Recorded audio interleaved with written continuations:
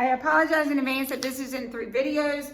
I really need to go through and delete a bunch of the other videos I made because unfortunately that is filling up my memory and it keeps cutting these videos off if they get too long.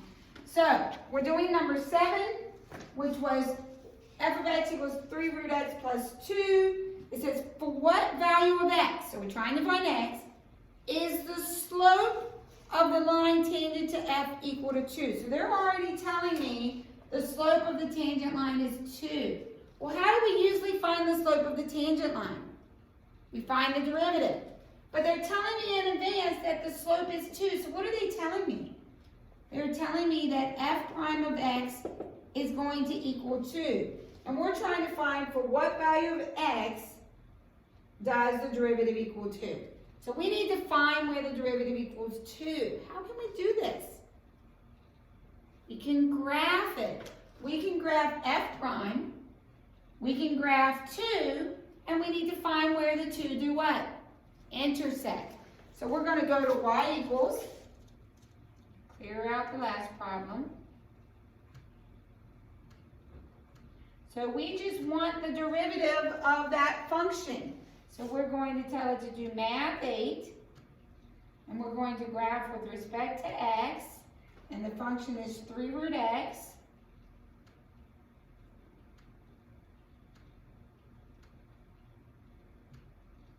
plus 2, I believe it was. Yes, plus 2.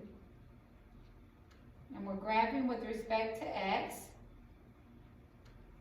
And the second equation needs to be the other function, which is what the derivative is going to equal, and the derivative is going to equal 2.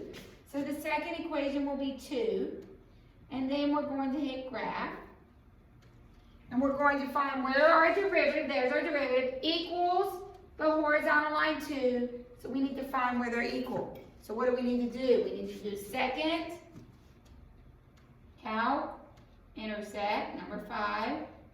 I don't see it, so I gotta move it to the right. Oh, there he is. He's on the first curve. He switches to the second curve. Skip yes. And they intersect when x is 0.563 and y is 2. The question said, for what value of x does the derivative or the slope equal 2? It equals 2 when x is 0.563. We're only interested in the x value.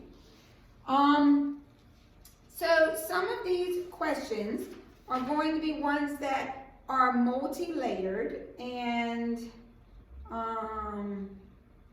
let's see, let's do number 13 together. This will be the last one. So number 13 says the derivative is given, so this is number 13. The derivative function is given, and that derivative function is x sine of x squared. So the derivative of f is given by f prime. How many points of inflection? As soon as you read the phrase points of inflection, what should you be thinking? Second derivative. So how many points of inflection does the graph of f have on the interval from -2 to 2? Points of inflection means I need to figure out what. If this were a problem where I said, find the points of inflection, what would you do? You make your second derivative, you find where it equals 0 or undefined, and then you do a sign test. So we need to find where the second derivative equals 0. Well, we've got our first derivative. So how would we make the second derivative? We would do the derivative of the derivative. So we need to graph the derivative of the derivative. So we're going to go to y equals. Let me clear everything out from the last problem. So we want to do the derivative, so that's math 8. With respect to x of that function, x sine of x squared.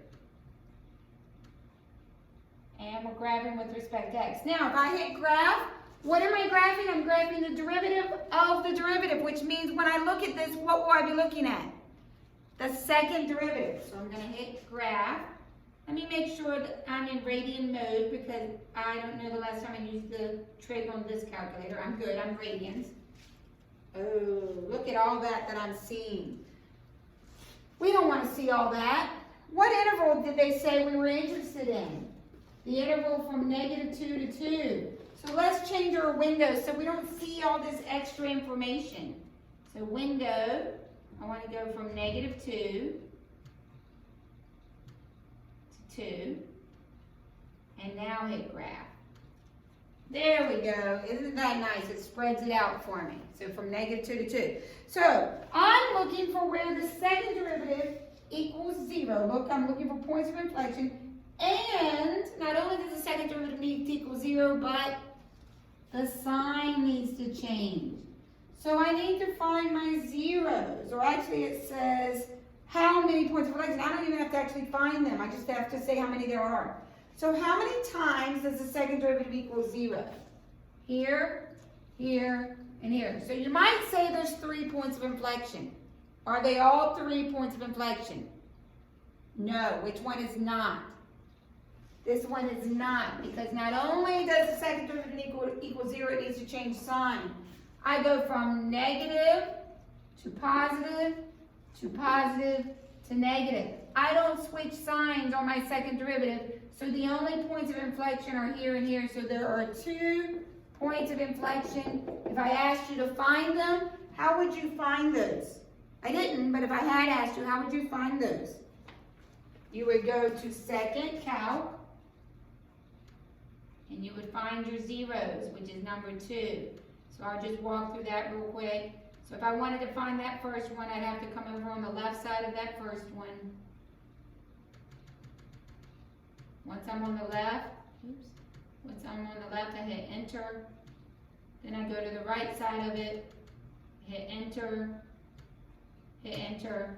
And so one of the points of inflection is that x equals -1.355. And I'm guessing the other is at positive 1.355. But I used my calculator to verify that.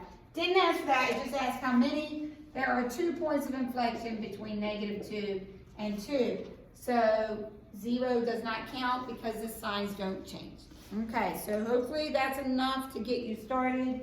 You might want to work with a partner on these when you go over them, just because some of them, it helps if you can talk about them as you approach them.